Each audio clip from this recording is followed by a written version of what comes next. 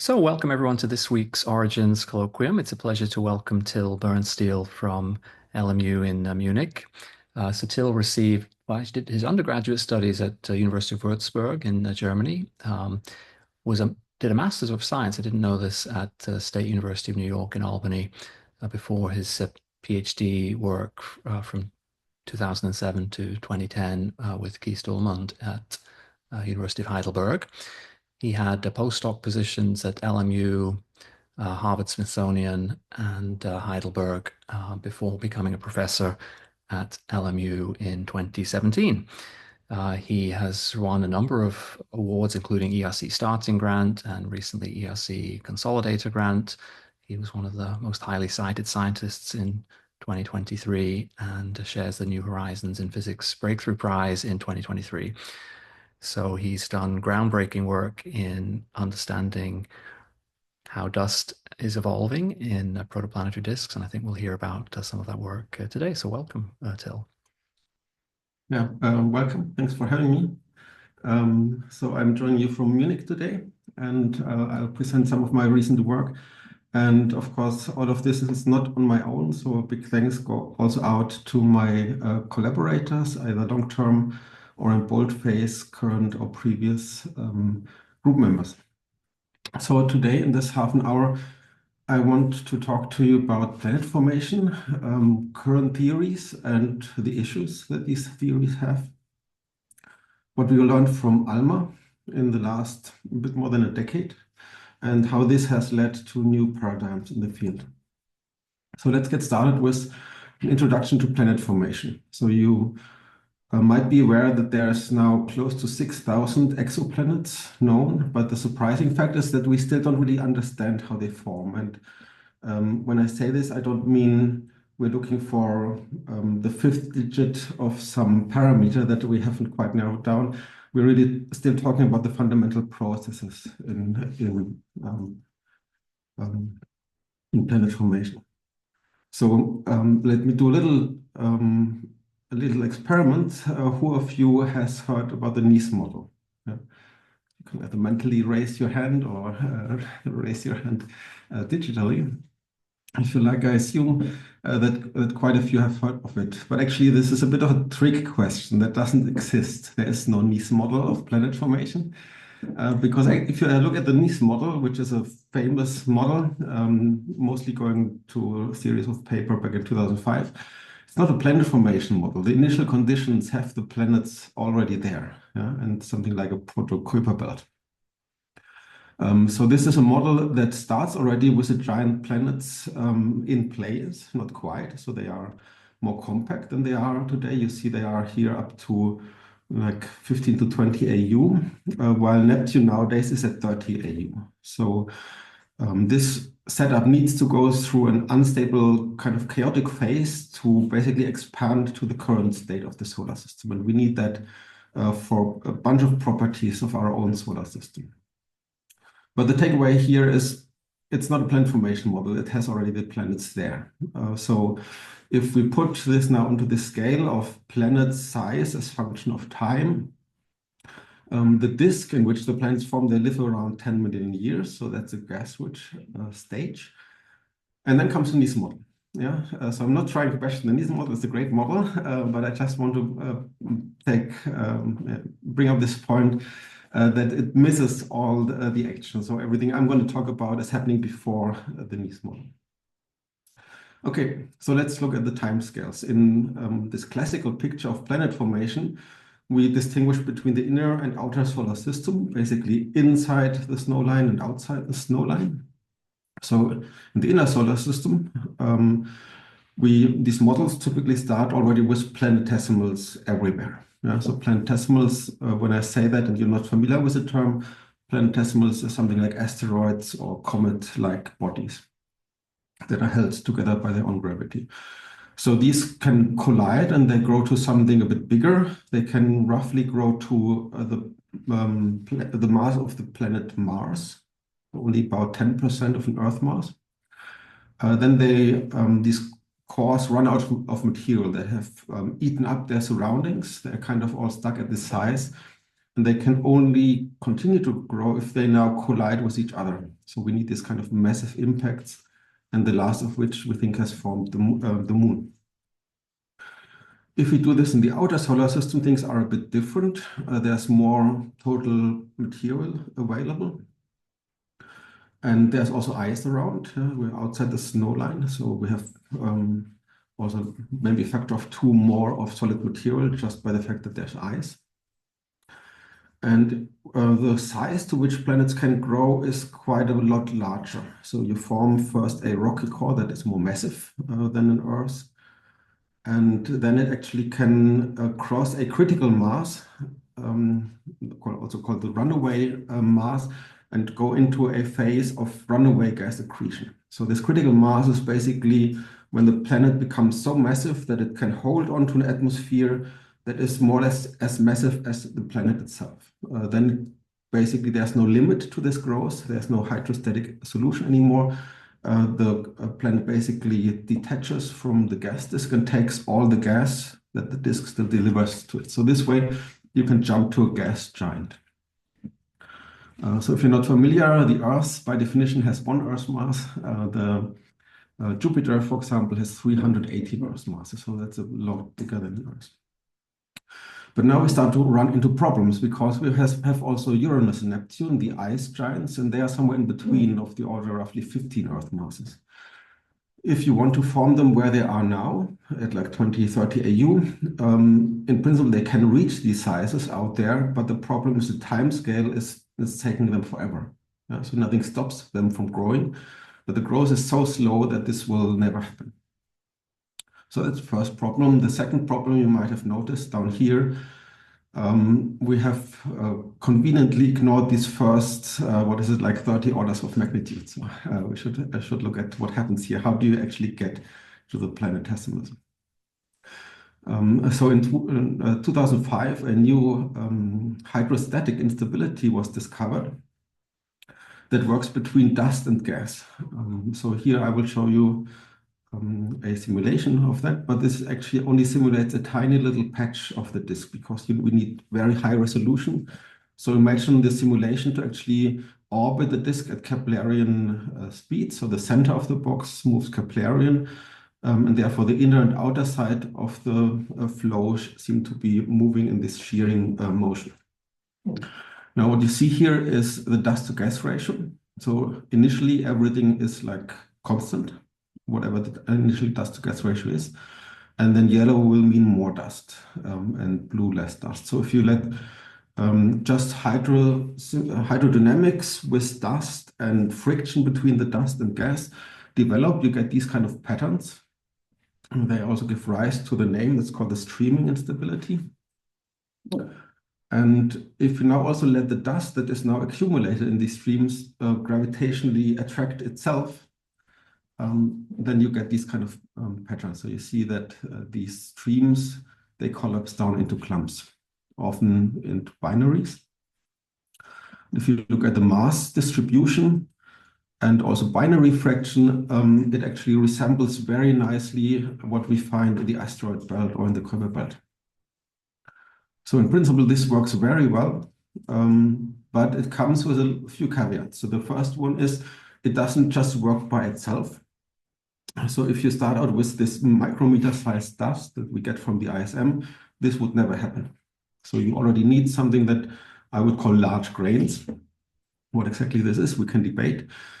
But the dust already needs to grow for this to happen. And it also doesn't work with the initial dust to gas ratio of 1%. So you already need to also accumulate the dust a little bit for this to kickstart this process. Good, but this is now a contender that helps us to go from, let's say, macroscopic sizes of dust particles, maybe millimeters or so, up to a collapse into something gravitationally bound like asteroid size. Good, but there's still something left, and so this box that is still to be filled here, I would call this dust evolution. And this has 2 sides. One is collisions. So if dust particles collide, we need to understand what happens. And here we can actually turn to laboratory studies. This is mostly results from the working group of Jürgen Blum and Gerhard Wurm in Braunschweig and in Duisburg. And broadly speaking, you can categorize the following outcomes. If you have, let's say, relatively modest speeds and small grains, then things tend to stick. They hit each other, they stick, they form something larger, that is good. But if you go to, let's say, higher speeds or different mass ratios, you see already that it doesn't need to be that positive. So the projectile here is hitting this bigger target at high speed and is completely fragmented. But some of the mass actually sticks to the bigger body. You can think of this as like a snowball against the wall effect. Yeah, so you have fragmentation, but something sticks to the wall. That is still causing some growth of the big one. But if you go to intermediate sizes and lower velocities, then it can be very boring, like these two. They hit each other, but then they just bounce off. So this is just like playing billiard. But typically, larger sizes and higher speeds lead to fragmentation. Yeah? And that's, of course, not good if we want to grow something bigger. So this is negative growth, as they would say in the financial business. But the takeaway of all of this is it's a complicated parameter space, lots of things to explore. But if you want to boil it down to one message, it's basically that macroscopic sizes can be reached. What this really is, it's not entirely sure. Maybe it's millimeter sized, maybe it's smaller. But the general trend is that very small stuff sticks. And as it becomes larger, it usually has to stop somewhere, either because it bounces off or because it fragments. So that's one side of the medal, collisions between dust, and the other part is dynamics of the dust. And I don't have time to go into it in detail. You can ask me later if you want, but there is one effect called radial drift that works not only radial, but basically in any direction. And you can boil it down to the statement that large particles drift to high pressure. So what does it mean? Well, all the small dust that we have around here, think of cigarette-sized, micrometer-sized particles, they are well mixed to the gas. So they do whatever the gas is doing, just like cigarette smoke. So if the gas is well mixed and maybe somewhat turbulent, then the small dust is also following along. But if you have now larger particles, they feel this effect. They want to move to high pressure, that is typically downward. So you have sedimentation to the midplane of the disk, and then also radial drift inward. The disk is hotter and denser in the center, so they want to go inward. Okay. But now we can already play around with this effect and say, what happens if we have such a pressure bump here? So we, for some reason, have a high pressure region, just like weather, you have high pressure, low pressure, maybe moving around somewhat randomly. So if there's a high pressure region, that actually means that particles out here move to higher pressure up to the maximum, and then they get stuck, right? Particles here move up inward, so they don't care about this. And everything in between here in this zone actually moves outward. So this pressure bump becomes a dust trap, as we call it. It basically collects locally, and everything that comes drifting inward is collected in this pressure bump. Good. So let me summarize this first part. First of all, Uranus, Neptune cannot be formed in situ, and most models capture only some fractions of the process, like starting from planets or starting from planetesimals. And something particularly important is how do we actually turn fine dust into these asteroid-sized bodies? And to help us with this, we have ALMA. Since about 2011, the first observation started. So what does ALMA actually see? We are used to seeing mostly scattered light with our eyes. So the sun sends out light. It's scattered somewhere on the surface and we detect it. But ALMA actually sees the thermal glow of the dust. Yeah, so the dust has a temperature. It gives away thermal radiation. And we can detect it. But the dust has a tendency to be quite cold throughout most parts of the disk. So we have to go to very long wavelengths to see that is usually submillimeter and millimeter wavelengths. And what do we see? Well, up to about 2015, these were basically the images we were used to. Yeah? So you see like a big blurry blob and not much more. But in once ALMA looked at these two disks, that's what we saw. Yeah, suddenly it's like putting on the glasses. You didn't see much before, but now you see all this structure. And in 2017, and published in 2018, we were awarded the first large program of ALMA to look at protoplanetary disks. And we saw that this is quite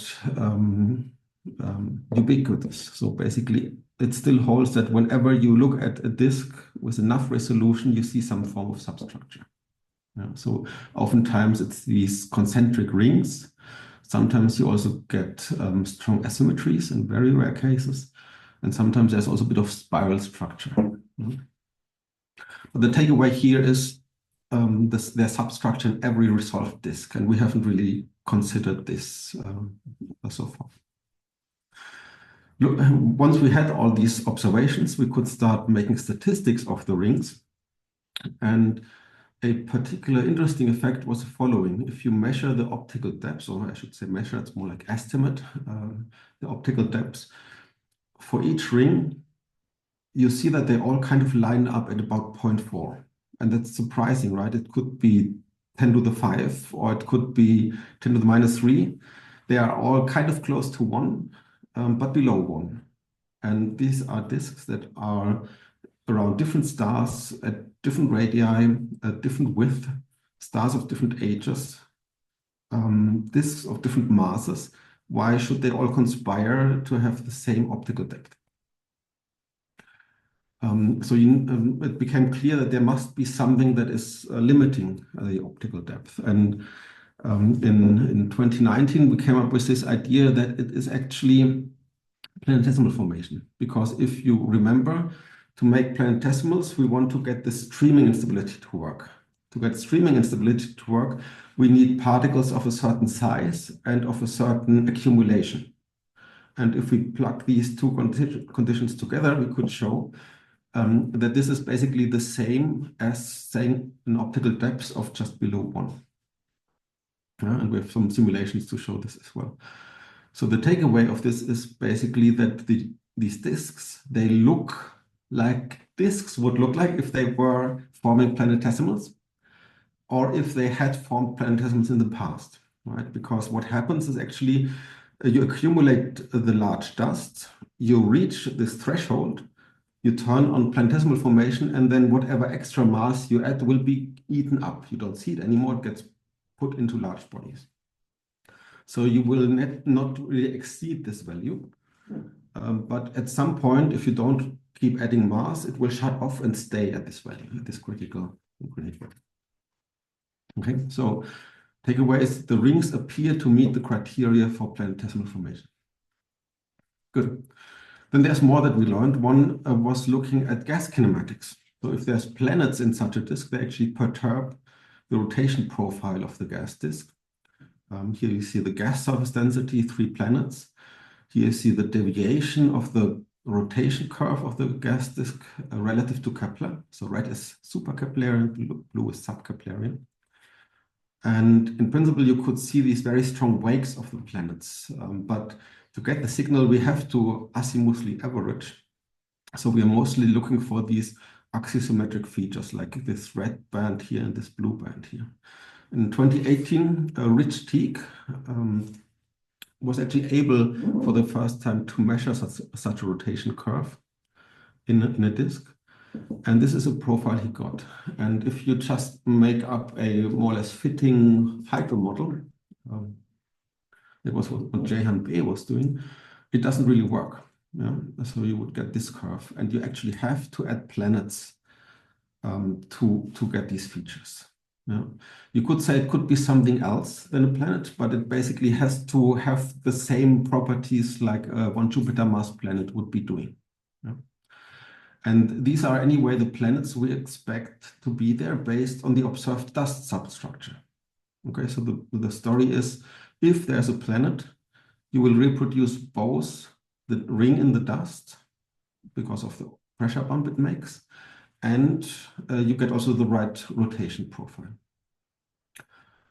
But yeah, so this also caused quite a bit of press. It was like a story on the CNN front page was 3 baby planets found forming around a newborn star. But if you're skeptical, and you should always be skeptical, then you could also say, why, well, we haven't seen the planet. Yeah? We only see results like a planet would be doing, but it could also be something else. But in the same year, just a few, I think weeks or months later, actually the first observation came out where the planets inside the disk were imaged for the very first time. So remember, we know close to 6,000 exoplanets, but these are the finished product where the disk that forms the planet is already gone. But only in 2018, we got these two very clear detections of planets inside their young disk. Yeah. And they were actually detected by Miriam Kepler. So it's, like, I think, the perfect name to find planets. So we know thousands of Kepler planets with 1p, and these are Kepler 1 and Kepler 2 with 2p's. And so they are, again, of gas giant mass, several Jupiter mass probably, and pretty far out, 23, 30 AU roughly. And you see still this dust disk around them. So the picture is the following. If you start out with a regular smooth disk, like this dashed profile, and now you put a gas giant somewhere, it actually basically pushes away the gas around it. So you get this profile instead. It makes a gap. And that means you have now a high pressure profile region here, high pressure region here, and the low pressure here and here. So all the dust that comes in will be trapped at this high pressure. It goes to the pressure maximum. All the dust inside will move into the inner disk. And that's what you see here as well. Okay. But the important point to take away here is, at least in this case, we do see the planets. The planets are already there much earlier than we thought. So the takeaway of this part is the disks show substructure wherever we look with enough resolution. Every disk seems to have substructure. Secondly, the rings that we see this substructure, they actually have properties that point towards planetesimal formation. They basically look like they are forming planetesimals or have formed planetesimals. And finally, it looks like a lot of the structure is actually caused by planets that are already there. We always thought about these disks as protoplanetary disks, so some that might still form planets or are in the process. But it looks like we came too late to the action. The planets are already there. They must have formed much quicker than we thought. Remember, we had already problems forming Uranus and Neptune pretty far inside. And now we have planets that are more massive than that, way further outside. How do you explain it? So these kind of discoveries led to new paradigms in planet formation. And the most important of which is pebble accretion. That's one more ingredient we need to introduce. And so the picture is the following. You are this planet, you want to grow. And you can grow either by catching planetesimals or by catching what we call pebbles, so smaller particles. So don't think of pebbles as pebbles on the beach. They're probably much more fluffy or porous, and they can actually be smaller than what we would call pebbles. But still, it's dust that is much larger than a micrometer, but much smaller than planetesimal. So if this is a planet, this is a Hill sphere that can be several hundred times larger than the radius of the planet. And that's the region where the gravity of the planet dominates over the gravity of the star. And now orbital dynamics is a bit weird. So if you kind of throw a planetesimal towards this planet, it will actually do these kind of horseshoe orbits. So if you don't aim well, it takes this curve and goes into the other direction. If you enter the Hill sphere, then there can be very strong interactions, very complicated patterns, but only the red one is actually the one that hits the planet. So all these other trajectories fail. But if you do the following, where you now exchange the planetesimals with pebbles and there's still gas around, then actually all the pebbles that make into the Hill sphere are basically sedimenting down to the planet because of the gas drag effects. So you see that in this case, you have a tiny cross-section. And in this case, everything that makes it into the Hill sphere can basically be accreted. So here, you have to hit the center of the bullseye to hit it, and here you just have to hit a barn store. But this doesn't answer the question if this is really happening and how effective it is, right? Because what you need to know is how much of them are around. If you catch just one planetesimals, you have a lot of mass, right? If you just catch one pebble, that's negligible.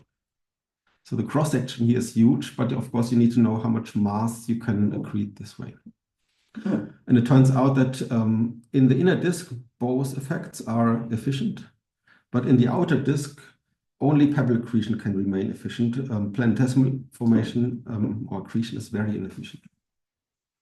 And now you might wonder if this actually is happening. And actually, this is one of these effects you can watch live, right? Because if you look at one of these meteor showers, they are typically millimeter-sized particles. So you can also wonder where they actually come from. You know, they come mostly from cometary streams. And if you ask someone like Jürgen Blum how a dust grain can leave a comet, it turns out it has to be probably of the order of millimeter size. And those are the sizes that we see here. So we can watch pebble accretion live. These are the pebbles that we think we are talking about if we see these protoplanetary disks. Yeah, but this is, of course, negligible. You know, these are a few tiny particles. How efficient is it in disks? And it turns out it has some problems, right? And the problem is your planet has now a very large cross-section. So it's quite efficient in catching anything that gets near it, but it can't be everywhere all at once. So if you if this is a planet, these are the dust grains, they kind of drift by, but the planet can only catch the one, right? Most of the other planet particles, they drift by too quickly. And there's one obvious solution now that I have introduced all of this, and this is put in a pressure bump. This solves a lot of problems all at once. What happens then? Well, first of all, in the pressure bump, we think we have the conditions for planetesimal formation. That's where the planetesimals should form in the first place, where we might get a planet that can do pebble accretion. Secondly, it actually lowers the pebble accretion onset mass, so the kind of mass that a planet needs to have to be efficient at it.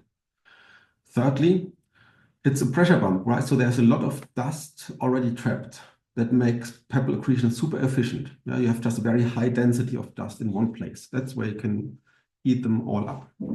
And last but not least, the dust also doesn't go anywhere. So you don't have this efficiency problem where to grow by one Earth mass, you need to drift by 100 or 1,000 Earth masses of dust. No, you can eat everything in this ring, kind of like Pac-Man. Okay, so that's why this solves a lot of problems all at once. Good. So let me now introduce our new model where we have included all of this. And this has been mainly done by Tommy Chihulau. He was a PhD student in my group, and just in January, he moved to Chicago to his postdoc. And he took our dust evolution code where we treat already collisional growth, fragmentation, dynamic drag, and gas evolution. And then he added a couple of new things to it, mainly that the planetesimals that are formed under certain conditions are now being evolved as n-body particles, and they can accrete pebbles and gas if they're massive enough. They feel all these migration forces, so gas drag, eccentricity and inclination, damping, migration. They can merge, which is rarely happening, but they do the full direct n-body evolution. And all of this is done as self-consistent as possible, but there's only one part where we need to cheat, and that is we put in some initial substructure. So what happens if we don't put this substructure? Then the dust grows, it drifts inward, and is gone. Yeah, it's very boring. But if we add some substructure, you get the following result. So these are two simulations where you see distance to the star and the particle size. And these contours down here, they show how the dust mass is distributed. We start this again and stop it. So you see that initially, initially everything is starting out small, but it's growing very quickly.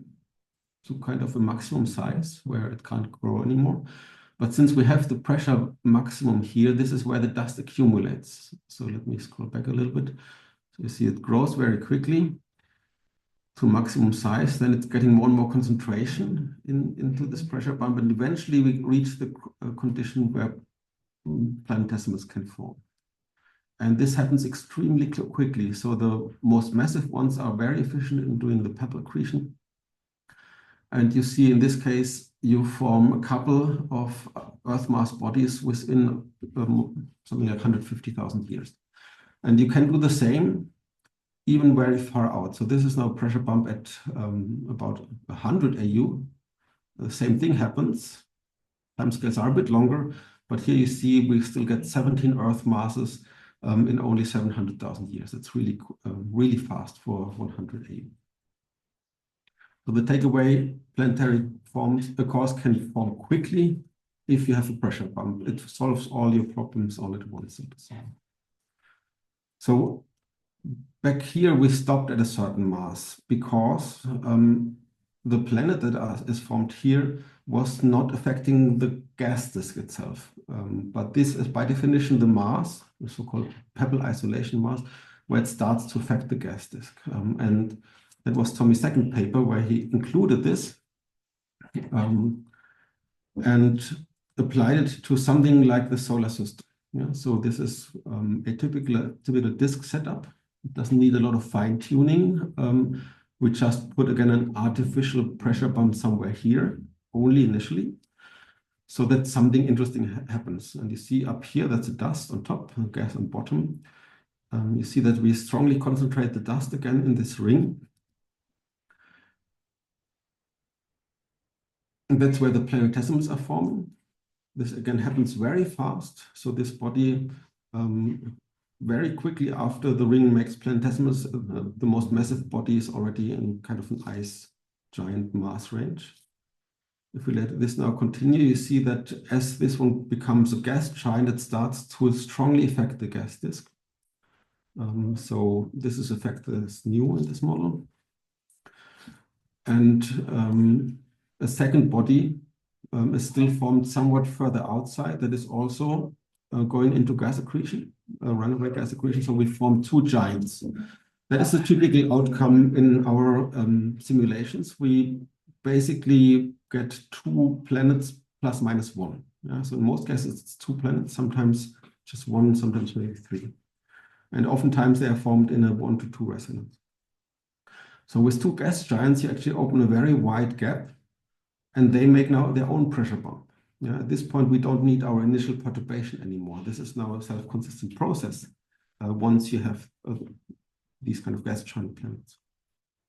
So what happens? The same process repeats. They make their own pressure bump. The pressure bump creates planetesimals. Pebble accretion boosts them very quickly to significant masses. And in this case, at 2 million years, we end up with two gas giants, two ice giants within 17 AU. And that is basically the NIS model initial condition.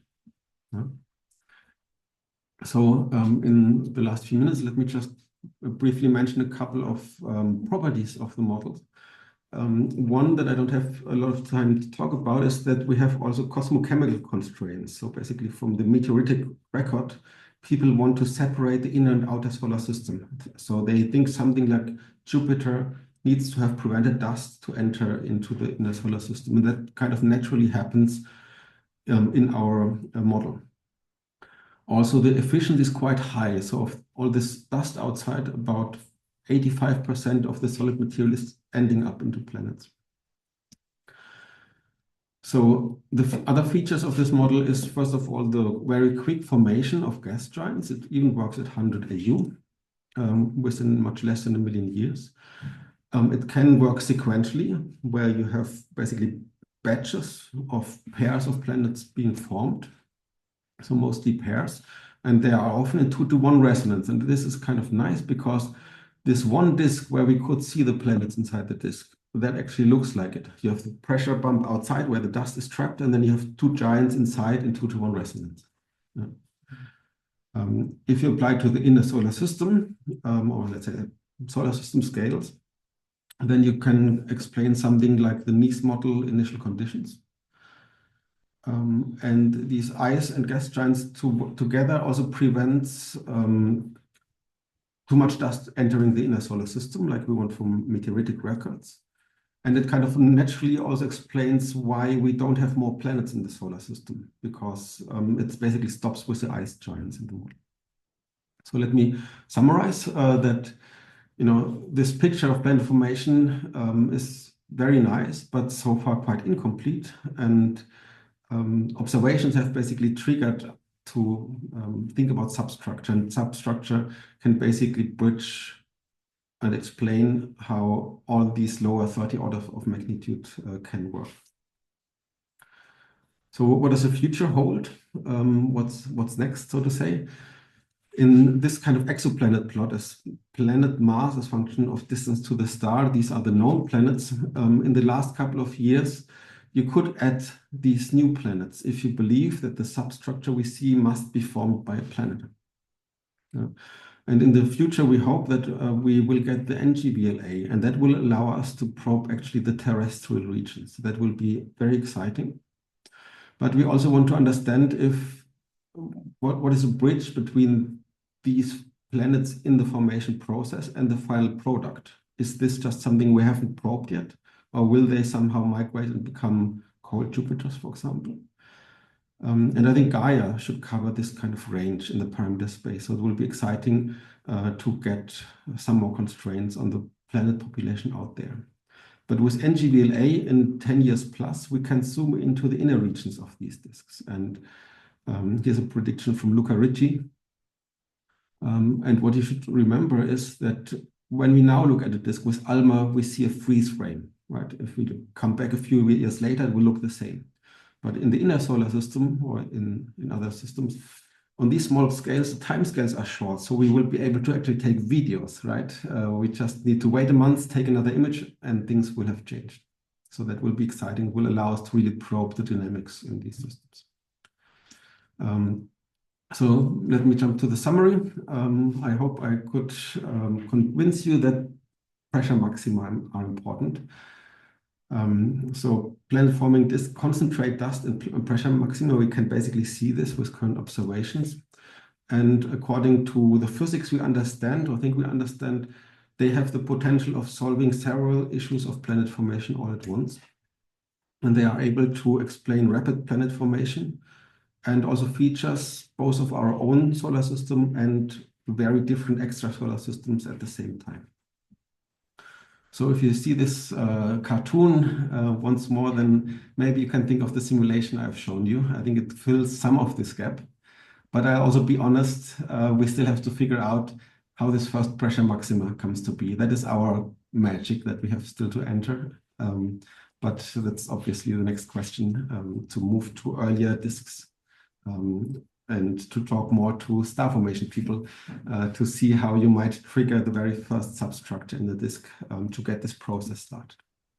But that's all I have today. Thank you very much for your attention, and I'm happy to answer any questions. Great. Thank you very much, Till. So we have plenty of time for questions and discussion. So if there are immediate questions, please raise your hand in the Zoom.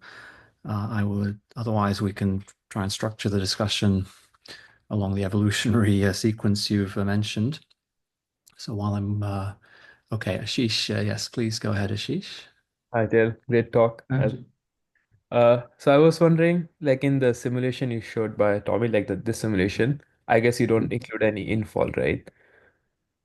Yes. Yeah, I This was just is wondering with how will things change because if we think that the planet formation happens in like let's say class one stage, then there will be like infall also affecting the gas dynamics, and how will so you should check our probably latest paper, I think, that is also together with Tommy and a master student who is now turned a PhD student in Göttingen. There we did some of these experiments where we said, let's start with a disk that is still being fed by infall. So in principle, these classical models of infall, we've done this already 15 years ago, they don't help so much because you deposit the material very close to the center of the star, and it's then very hard to even explain the size of a disk that is spreading. So this is kind of not helping much. But what we tried in this new paper now is, what if you have inhomogeneous infall, yeah? Like the streamers you are studying, right? But since our simulations are just axisymmetric 1D, right? At least for the dust and gas, not for the n-body, of course, we can't, model this in full glory, but we can have source terms where I say we have an infall of material only in a certain region of the disk. And so this was done with the student Haijun Zhao, and he found that you need certain conditions so that the infall that you produce is actually able to help. Yeah. So what happens? You basically imagine you drop some material in some part of the disk, you basically automatically get a pressure bump this way. Okay. But that doesn't help you by itself if the pressure bump disappears, and it will usually disappear on the viscous time scale, right? And you need time to grow the dust and concentrate it. So if your viscosity is too high, then your bump will go away before all of this process can happen. So the most important part is that these bumps, or at least the disk in general, should not be too viscous. You want the pressure bump to live long enough. So there's a couple of more criteria also on the strength of the pressure bump. For this, I would recommend you to read the paper. But that's basically the gist of it. You want alpha to be small so that the particles can grow large enough and the bump lives long enough to trap material. What happens then is still basically the next paper. We want to see what kind of populations come out of this. But there's at least already this interesting effect. If you look at viscous theory, if you have a pressure bump, it will be smeared out, but it also moves inward, right? So actually this way we will make planetesimal disks, right? It will not just be a ring, but the pressure bump will form planetesimals as it smears out and moves inward. So you would create a belt. Perhaps we can break down some of these points, because there's several steps here. So let's come back to the growth of small grains into pebbles, and I think you're saying that the size is limited by some combination of fragmentation barriers and bouncing barriers. Yeah. And observationally, what is known in these rings?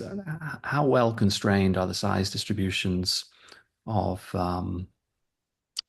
dust and pebbles in the rings? Is there does the theory predict that rings in the inner disk will have different size distribution than rings in the outer disk? Is that testable? Yeah. So let me go maybe here. This is one of these simulations where you see particle size versus distance to the star. And this is already with a pressure bump, and it's a very complicated figure. So let me talk you through it.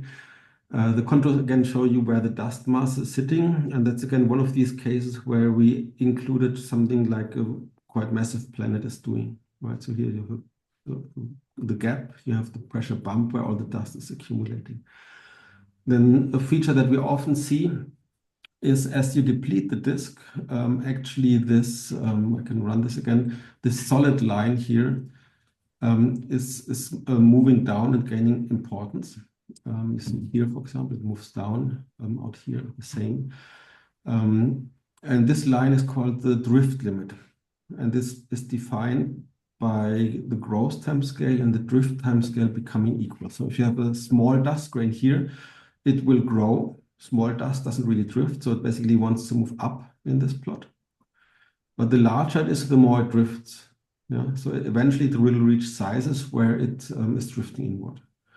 That means if you start the grain below, it will move upward towards this line. If you start the grain above, then you're in a region where it drifts faster than it grows, so it will move inward. That's why this line is like an embedding curve or an attractor for all the dust particles. And now we have this dashed line. This is a fragmentation limit that comes about because the larger the grain is, the higher its speed, the faster it drifts. And also for turbulent velocities, that goes in the same direction. The larger the particle, the higher the collision speeds.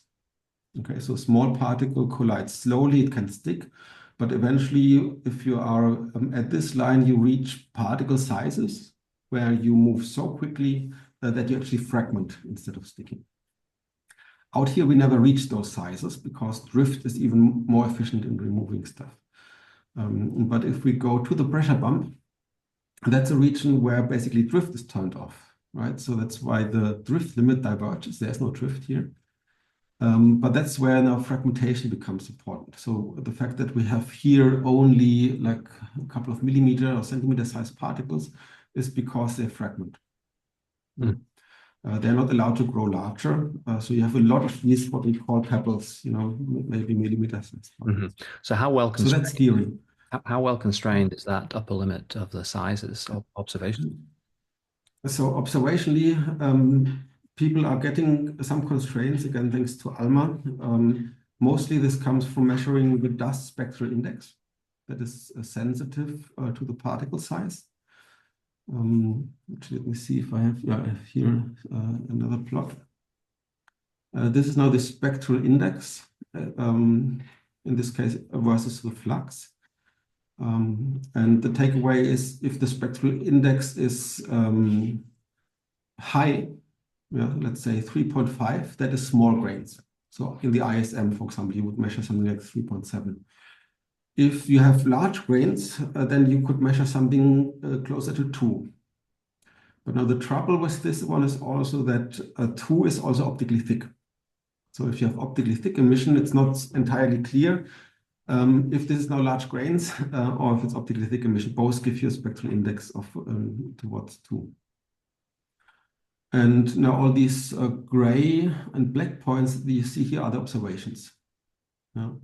So you see they lie along this band. This is now dust emission. So if you have a lot of dust mass, you're here. If you have less dust mass, you have less emission, you're here. Mm-hmm. And these things, this kind of data you see is already kind of old. Nowadays with ALMA, you can do this also radially resolved, right? So as a function of position in the disk. But there the results are, how should I say, even for the same disk, people with very similar data sets sometimes still find different answers. Mm-hmm. I thought you showed that the optical depth was about 0.4. So can you not rule out the optically thick regime, or is it? No. So what you can do, this is basically now this side here. This is now disk size versus disk flux. And in Tripathi, it was found that there is this correlation here. Again, the black points in the background are the observational data. This blue cloud is just trying to make this into a distribution.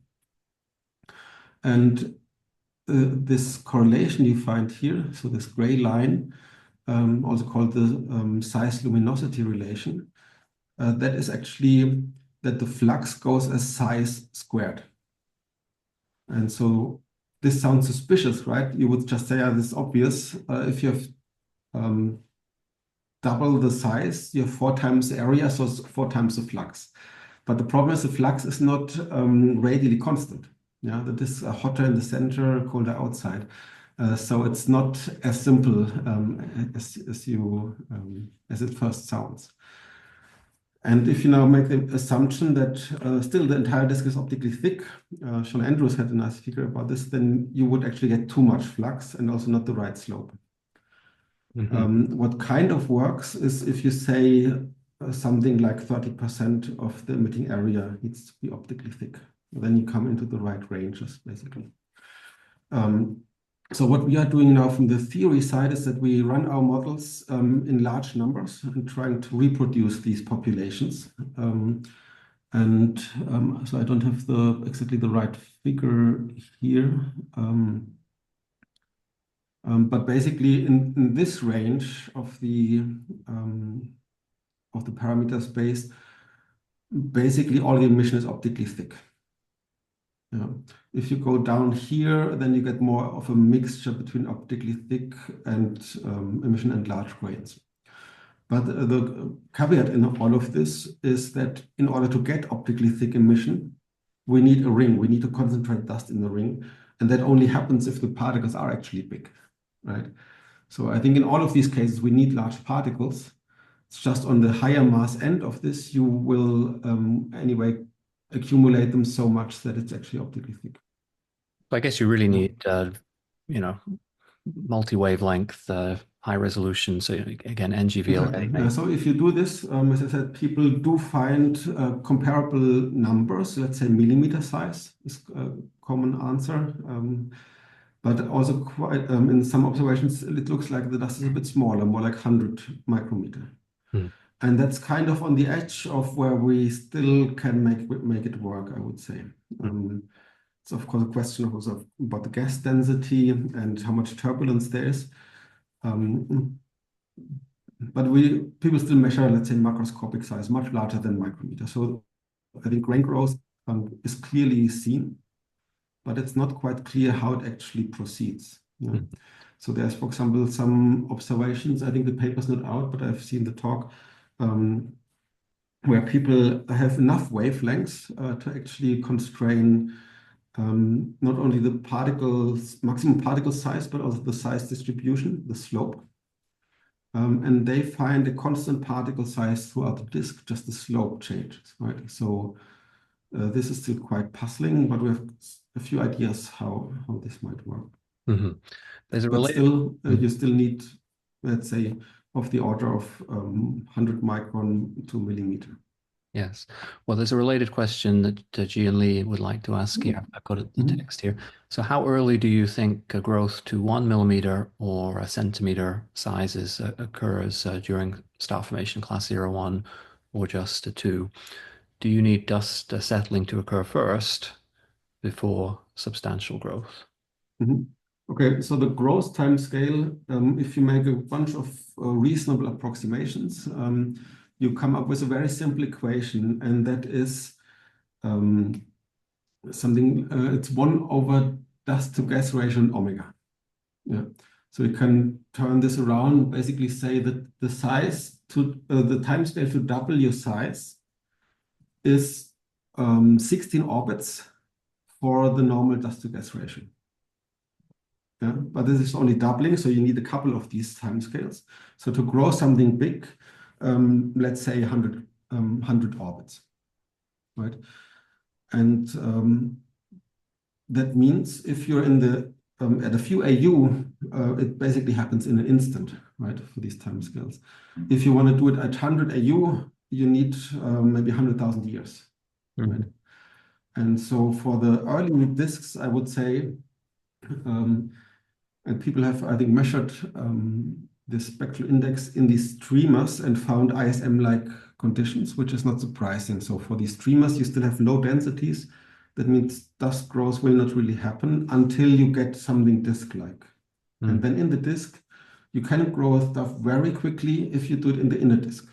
So I think the next question is how, if you find really very early grain growth, it probably points to transport process in the disk. So actually, I have this. You were just saying that the latest evidence does not find a radial dependence of grain size with. Yeah, but this is class 2 disks. Yeah. So I would say once you had 100,000 years, you can have grain growth through the entire disk up to whatever limits grain growth, fragmentation or bouncing. If you go to very early stages, then you might, in principle, be in the phase where you didn't have time to grow yet. If you're, let's say, maybe class 1 or so. But there's a couple of recent simulations. So this is from Asmita Bandara from last year. These beautiful stellar collapse simulations. Let me see, does it run here? So this is really going from, I think, 30,000 or 3,000 AU down to the stellar surface, basically, of the protostar with self-gravity and radiation. And the latest she has added are particles. Yeah, you see these are kind of Lagrangian tracer particles of different sizes. And what happens in her simulation is that you build up so much thermal pressure at the center because of all the infalling material that you get very hot and you launch a pressure-driven outflow. You see this here now. And this ejects a lot of dust. It probably has also conditions where you might form CAIs. I think this is particularly interesting about it. But what I found also interesting about it is usually when people want to take large grains and put them somehow through winds in the outer disk, this basically never works because these large particles, they will never go to these low densities. They will always have a tendency to go to high density on very short time scales. But this outflow happens at such a high density that you can even take large particles along with it, which for normal, let's say MHD or photoevaporative wind, they will never transport anything that is larger than 5 micrometers. But this kind of outbursts is so high density that you can take really a lot of your inner disk processed material and maybe throw it back out during the time where you are still in the process of making the disk. Right. Well, the outflow will complicate things even more, but I'm just hoping to see any sign of an evolutionary sequence. Observationally, can we identify evidence for grain growth either in the you can test predictions that the grains have had more chance to grow in the inner disks compared to the outer disks, or in class 0, the grains are smaller. Is there much evidence for that? I think it's difficult because if you go to, like e-disk observations where you have maybe class 0, class 1, the tendency is that the disks are quite massive and quite small. So we already in class 2 have problems that a lot of the emission might be optically thick from our rings. But for these young disks, the entire disk is optically thick, right? So measuring the particle size in them is, I think, challenging. You're basically looking at a wall. And the same holds for the question if there is already substructure in these young disks, because there might be substructure, but you just see the surface, right? You basically see the optical surface. You're just measuring temperature, and even if there was substructure, you wouldn't see it. Okay. So again, there I think the hope is NGVLA, and you can hopefully really go down in resolution and in optical depth. Well, I have many more questions on this topic, but before let's just take a few more minutes and let's come to the later stages and your model for planet formation. So there's a number of questions here. One, of course, as you mentioned, is the initial pressure bump. So perhaps you can say a little bit more. How strong do you need it to be to work? And then that relates to the efficiency of trapping of pebbles in general. I mean, when we see these rings in ALMA,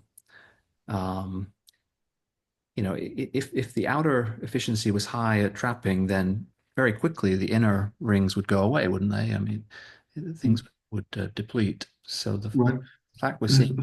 So from the model side, I can already say, or the specific model you mentioned that I showed in detail, it's not enough to have just like a slight traffic jam, right? Because if you have somewhere, let's say some weak perturbation, it's just a region like in a traffic jam where stuff has to be slower. So you get just a higher density, but it still goes through, right? You still have a constant mass accretion rate. That usually is not enough. What you really need is something where your pressure bump becomes so strong that you invert the pressure somewhere, or you're on the verge of inverting it. Then you really have an efficient trap. And also in these population models, maybe I can explain this figure a little bit more. So I already explained we have your spectral index versus total flux, and we have disk size versus flux. And blue are contours, and the points are observational data. And now these two lines are our models, two evolutionary tracks of our models. And if you take a regular disk with no substructure, you get this orange curve. So radial drift removes dust. You go to the left, that is fine. But the problem is the dust you take away is a big one. That's the one that drifts, right? So you go to the left, but you go up. So that's up here is not a single observation of a disk. And it's not because of observational bias. If there was a single disk, we would have seen it, so to say. right? So the red one really does not work at all. Mm. The green one is now one where we put in such an efficient trap, and then you get behavior that actually looks reasonable. In the size luminosity relation, it's kind of similar. Most disks would move down the size luminosity relation too quickly. Yeah, so I think the direction is fine in this case, but the time scale is off. And so in this model, we can do this not only for single simulations, but for 100,000. That is what Luca De Lusso has been doing. So again, blue is observed region, red is our models. Yeah, so if we take smooth disks, they actually do a reasonable job in lying on this correlation. They are maybe even too narrow, but they completely fail in spectral index up here. If we put in substructure, it gets much better. But still, remember, there's not a single disk up here, and we still get this cloud of models. So just adding substructure is not enough. You need to constrain the parameter space a little bit more. And basically boils down to you need to have an efficient trap. Yeah? Just putting like a weak trap there would maybe still end up down up here. So the takeaway from his simulations in the best case is here's with a parameter space. You need efficient trapping. That means alpha cannot be too high, mostly. The particles cannot be too small. And then you get a couple of more constraints. If you actually say the substructure is made by planets, you can say what kind of the planet mass is we need, or the disk mass for which we get reasonable fluxes. Right. And so the takeaway is you need really strong traps in every single disk, and it needs to happen early. If you put in your disk, your trap at 500,000 years, you're already failed. It needs to be very early. Right. So it just raises more questions about how these traps evolve. I mean, because they must evolve from a state when they didn't exist, and then Yeah, that's a big question. I have no answer for you. I can only say there's of course many ideas. Like in MHD simulations, Jeff Valesur has shown it nicely. You basically magnetic fields concentrate in lower density regions. And then if you concentrate magnetic fields, they drive a stronger wind that further depletes the region. So you get like a runaway effect of magnetic field concentration that can break up into high and low pressure regions. So yeah, as so often, maybe magnetic fields somehow magically solve all the problems.